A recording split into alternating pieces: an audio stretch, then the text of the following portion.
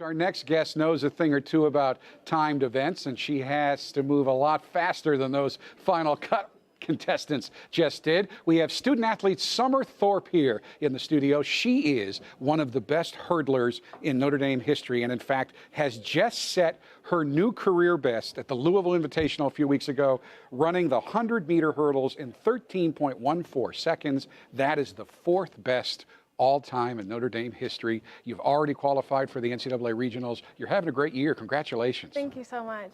Talk about what brought you here to Notre Dame, because I know you had a lot of choices. You could have gone a lot of places. Yeah, so I started out running just going into high school, so it was kind of different than everyone else who starts sub-bantam, bantam years, midget. But I never thought I would get any scholarships or anything with track. I was just kind of seeing what would happen. I started with the 200 hurdles. From there, I went to the 400 hurdles, tore my PCL. My sophomore year, missed out on an entire season. Coming back with the 100 hurdles, and I ended up doing pretty good in that. I ended up only getting 2 partial scholarships coming out. But it's funny when I go back to schools and the schools that told me like I could walk on or something, and I beat like everyone on their team. It's kind of nice. But yeah, so it landed me here. My sister got recruited here. She's also a hurdler, and that's what connected me with the coaches. So it was a really great atmosphere. I love the campus. Flat, no hills, my kind of campus. Well, no hills because you run on flat when you're a hurdler.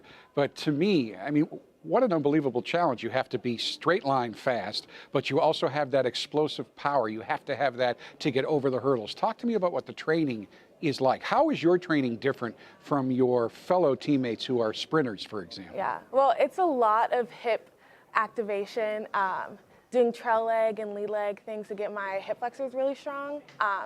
So sometimes they'll do like hurdle mobility just to get their hips loose and ready for practice. But my training is a little bit harder and requires like resistance work and weight training. So that's kind of how it's different. So it's hard.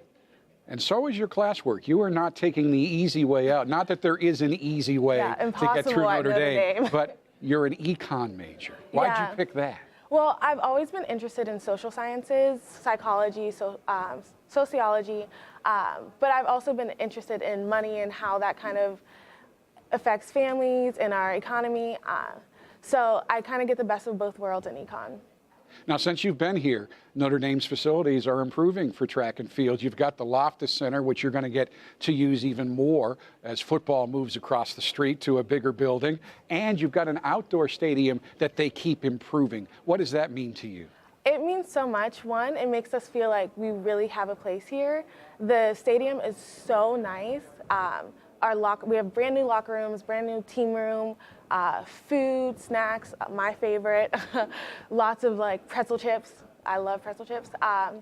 But yeah, it means a lot to have it here, and it means a lot to have Loftus as our oversized indoor track. Now, everybody talks about balancing academics and athletics from most sports. Now, the basketballs and hockey are an exception, but they're like track. Most sports have a season. Mm-hmm. You compete all year round, in the fall, in the spring. How much more difficult does that make balancing your training, your competitions, and getting it done in the classroom? Yeah, it makes it very difficult. We don't have a week at school where we're not training.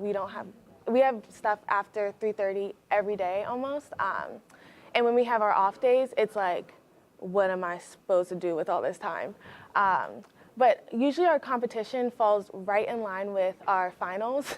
So we're usually taking finals early, cramming, studying before we get to our ACC finals. But it's always nice once we get there, we have the load off, ready to get into competition. Now, you're from Pittsburgh, and I'm dating myself now, but one of the first games that I did for Notre Dame on the local TV station was Notre Dame against Pittsburgh in 1982, long before you were born. Pittsburgh was #1, Dan Marino was the quarterback, and Notre Dame won. But what I also learned that weekend was how many Notre Dame fans there are in Pittsburgh. Yes, so when you go back, what reaction do you get from friends and family? Everyone is just like so happy I'm at Notre Dame. I'm a part of the Notre Dame Pit Club, and there's a huge community there, lots of alumni, and lots of support, so I'm very thankful for them. And yeah, my family is just so proud. My friends are so proud. Everyone knows Notre Dame. Everyone knows I'm there, and now they have a connection with me being here. Summer, a pleasure to meet you. Thank you so much. And if you handle the rest of your races the way you handled this interview, I see more gold in your future. Hopefully. All right.